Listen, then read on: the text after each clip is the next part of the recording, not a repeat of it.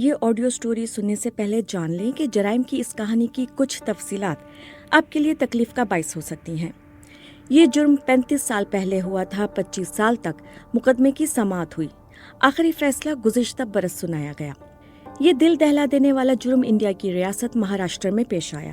حکومت کی جانب سے تاخیر اور غیر ضروری طریقہ کار کی وجہ سے اس جرم میں ملوث سیریل کلرز کے لیے سپریم کورٹ کی طرف سے منظور کی گئی سزائے موت پر کبھی عمل درآمد نہیں ہو سکا۔ یہ تحریر اروندھتی جوشی کی ہے اور اسے آپ نادیہ سلیمان سے سن رہے ہیں۔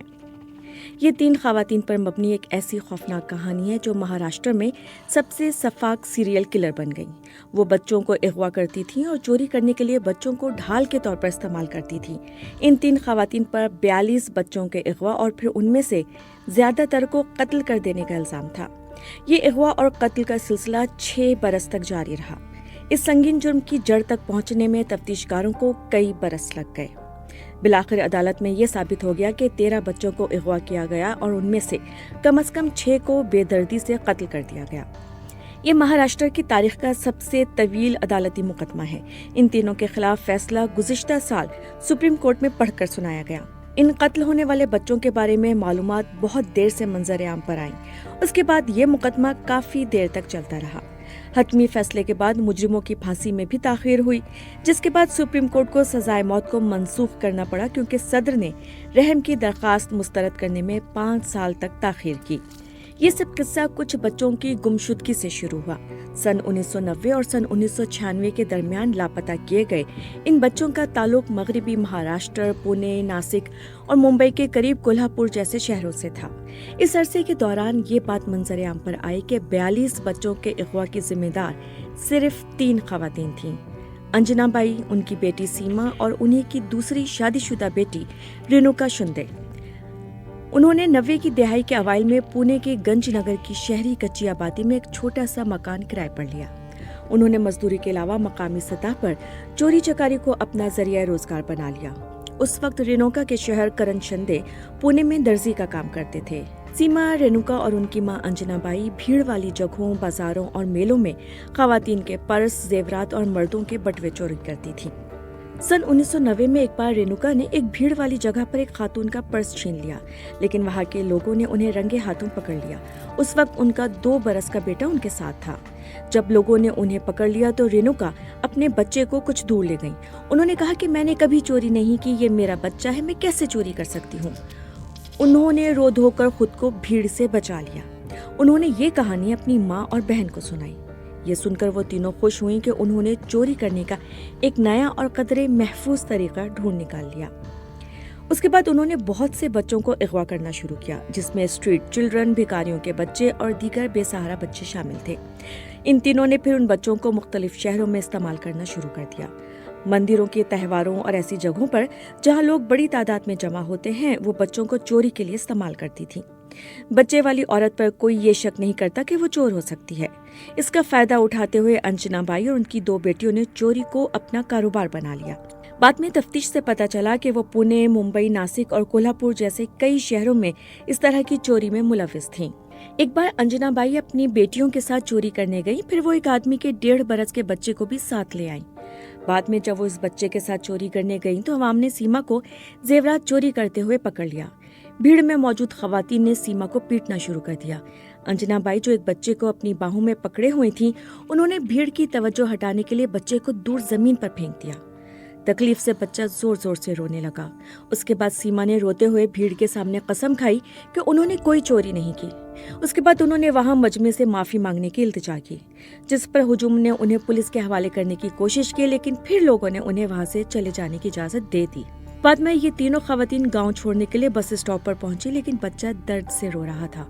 انہیں اب بچے کے زخموں کی کوئی فکر نہیں تھی کیونکہ وہ اس علاقے سے فرار ہونے کی جلدی میں تھی۔ اب بچے کو زخمی حالت میں لے جانا بھی خطرناک تھا۔ وہ مسلسل رو رہا تھا۔ یہ سمجھتے ہوئے کہ لڑکے کی حالت پریشانی پیدا کرے گی، انجنا بائی نے بچے کا سر زور سے بجلی کے کھمبے سے دے مارا۔ سر پر ایک زوردار چوٹ لگنے سے بچہ مر گیا۔ پھر انہوں نے لاش کو وہیں دفن کر دیا اور تینوں فرار ہو گئیں۔ 1.5 سالہ بچے کو اس طرح قتل کرنے کے بعد تینوں وہاں سے نکلنے میں کامیاب ہو گئیں اور اس کے بعد انہوں نے ایک نیا منصوبہ تیار کیا۔ चोरी में इस्तेमाल होने वाले बच्चों को मामूल के मुताबिक इस तरह बेरहमी से मकसद पूरा हो जाने के बाद मार दिया जाता। तीनों खवातीन जब भी अवाम के घेरे में आ जाती तो वो बच्चों को गाली देना और बुरा भला कहना शुरू कर देती। रेणुका और सीमा अपने जैसे गरीब घरानों के बच्चों की जासूसी करती थी और उन्हें अगवा करती थी। उनका हदफ शहर की कच्ची आबादियों में घूमते बेबस बच्चे थे, क्योंकि कई बार तो पुलिस को भी इन इलाकों में बच्चों के गुम होने की कोई शिकायत मौसूल नहीं होती थी। गुमशुदगी की इत्तला देने के बावजूद कोई भी पुलिस के साथ बच्चे की तलाश जारी रखने की परवाह नहीं करता था। रेणुका, सीमा और अंजना बाई पर इल्जाम था कि उन्होंने एक साथ 42 बच्चों को अगवा किया। शुक्र को शुबहात भी पैदा हुए कि उनमें से अक्सर को उन्होंने ही मारा होगा। पुलिस नाकाफी शवाहिद की वजह से मुकदमा ना चला सकी, ताहम पुलिस की जानिब से चलाए जाने वाले मुकदमात में सिर्फ 13 बच्चों के अगवा और कम से कम 6 का कत्ल ही अदालत में साबित हो सका। अगवा होने वाले ज्यादातर बच्चे बहुत कम उम्र थे। पुलिस कत्ल का सामान बरामद नहीं कर सकी क्योंकि उन्हें बगैर किसी हथियार के कत्ल किया जाता। इल्जामात की तायद के लिए कोई सबूत नहीं मिला। ज्यादातर बच्चों को जमीन से टकराने, बिजली के खंभे से सर टकराकर गला दबाने और नाक और मुंह दबाने समेत वहशियाना कार्रवाइयों के जरिए कत्ल किया गया। एक बच्चे को रोंद कर हलाक करने की अफवाहें भी आम थीं, लेकिन ये साबित नहीं हो सका क्योंकि इतने साल गुजरने के बाद भी कई बच्चों की लाशें नहीं मिल सकी। कोल्हापुर से कुछ बच्चों के लापता होने के सिलसिले में अंजना बाई और उनकी दोनों बेटियों से पूछताछ की गई। रेणुका के शौहर किरण चंदे को भी गिरफ्तार कर लिया गया। दौरान तफ्तीश रेणुका और उनके शौहर ने कई जराइम का एतराफ किया। उन जराइम में बच्चों के बेईमाना कत्ल की तफसीलात सामने आने लगी। लेकिन 6 साल के दौरान होने वाले तमाम जराइम को एक साथ देखकर केस को मजबूत करने के लिए सबूत इकट्ठा करना इतना आसान काम नहीं था। ऐसे बयान के अलावा अदालत में पेश करने के लिए पुलिस के पास कोई ठोस शवाहिद मौजूद नहीं थे। हिंदुस्तान टाइम्स से बात करते हुए उस वक्त के पुलिस अफसर सुहासनाथ गोड़ा ने कहा कि मुतादिद अजला की पुलिस टीमों ने कत्ल के सिलसिले में मिलकर काम करना शुरू किया। क्रिमिनल इन्वेस्टिगेशन डिपार्टमेंट ने तफ्तीश की और कोल्हापुर सेशन कोर्ट में मुकदमा दर्ज किया। रेणुका और सीमा ने जज को जराइम से मुतालिक झूठे बयानात दिए। उन्होंने जज को बताया कि पुलिस ने उन पर झूठा इल्जाम लगाया। उन्होंने ये भी दलील दी कि बच्चों का कत्ल नहीं हुआ और वो इस बारे में कुछ नहीं जानती। आखिरकार रेणुका के शौहर किरण चंदे, जो बहुत से जराइम में उनके साथी थे, अपने आप को मजीद ना रोक सके और वादा माफ गवाह बन गए। अदालत और अवाम ने किरण चंदे की गवाही से उन चारों के जरिए किए गए वहशियाना कत्ल के बारे में तफसीलात सुनी। उन्होंने अदालत के सामने जो हक़ाइक़ रखे और उन 3 खवातीन से मुतालिक जिन हक़ाइक़ से पर्दा उठाया, उन्होंने रियासत महाराष्ट्र को हिला कर रख दिया। मुकदमे के इख्तिताम पर रेणुका शिंदे और सीमा कोयत को सजाए मौत सुना दी गई क्योंकि उनके जराइम इंतहाई सफाकाना थे और उनकी मिसाल नहीं मिलती।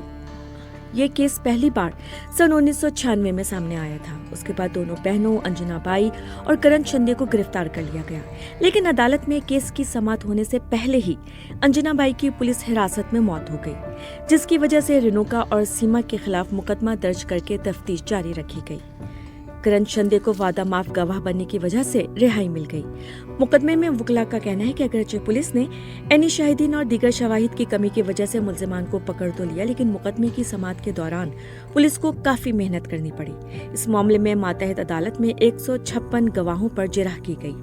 गाँव की इन बहनों के हाथों अगवा या कत्ल किए गए कुछ बच्चों के वालिदैन के सामने जब ये मामला पहली बार आया तो वो बाकायदगी से अदालत में पेश हुए। उन्होंने जज के सामने बयानात भी रिकॉर्ड कराए।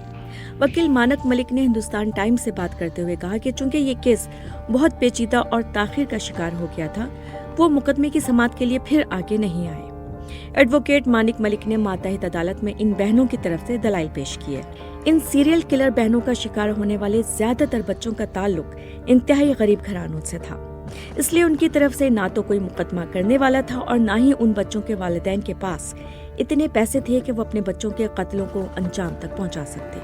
रोजनामा पठारी के सीनियर सहाफी Mohish Karlekar Kolhapur district session court में मुकदमे की कवरेज कर रहे थे। उन्होंने याद दिलाया कि इन तीनों के खिलाफ लोगों में काफी गुस्सा पाया जाता था, जिन्होंने इन मासूम बच्चों को बेदर्दी और जालिमाना तरीके से कत्ल किया। इस कत्लेआम में मासूम बच्चे अपनी जानों से हाथ धो बैठे। इससे लोगों में खास तौर पर खवातीन में बेपनाह गुस्सा पाया जाता था, जिसके इजहार के लिए वो अदालत तक पहुंची।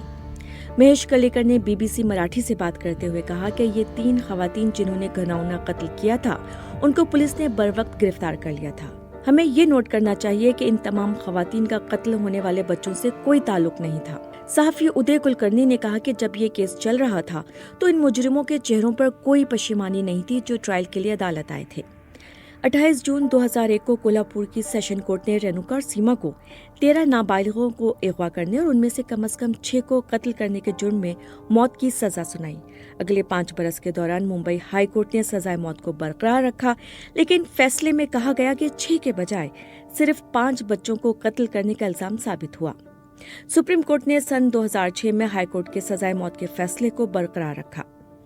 फिर हस्बे मामूल इन दोनों बहनों ने रहम की दरखास्तें भेजी, लेकिन सदर ने फैसला करने में वक्त लिया और फिर सन 2014 में उस वक्त के सदर प्रणब मुखर्जी ने रहम की दरखास्त मुस्तरद कर दी और फांसी की तस्दीक कर दी गई। लेकिन रहम की दरखास्त पर गौर करने में 5 साल से ज्यादा का अरसा लगा। इस ताखिर की वजह से इन बहनों की जानिब से दरखास्त दायर की गई कि फांसी को अब मनसूख कर दिया जाए। 20 जनवरी 2022 को सजाए मौत को कलअदम करार देकर उन्हें उम्र कैद की सजा सुना दी गई। ये बहनें पुणे की येरोडा जेल में अपनी बाकी जिंदगी गुजार रही हैं। अब रेणुका की उम्र 49 और सीमा की उम्र 44 साल है। सीमा कोएत ने 10 अक्टूबर 2008 को और रेणुका ने 17 अक्टूबर 2009 को रहम की दरखास्त दायर की थी। प्रणब मुखर्जी की जानिब से इसे मुस्तरद करने के बाद सन 2014 में उन्होंने गैर जरूरी ताखीर का हवाला देते हुए मौत की सजा को मनसूख करने की अपील दायर की। अदालत ने अपने फैसले में करार दिया कि चूंकि 7 साल 10 माह और 15 दिन की ताखीर की कोई वाज़ेह वजह नहीं, इसलिए उनकी सजाए मौत को एक तरफ रखा जाता है और उम्र कैद की सजा सुनाई जाती है। ऐसी रहम की दरखास्तों पर 3 माह के अंदर फैसला मुतवक्के होता है, लेकिन अदालत ने नोट किया कि रहम की दरखास्त पर फैसला भी हुकूमती हुकाम की गफलत की वजह से गैर जरूरी तौर पर ताखीर का शिकार हुआ।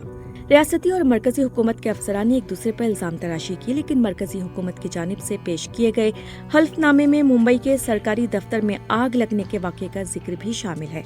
उसमें कहा गया कि रहम की दरखास्त की दस्तावेजात आग में जल गई थीं और रियासती हुकूमत ने ताज़ा दस्तावेजात तैयार करने में इजाफी वक्त लिया।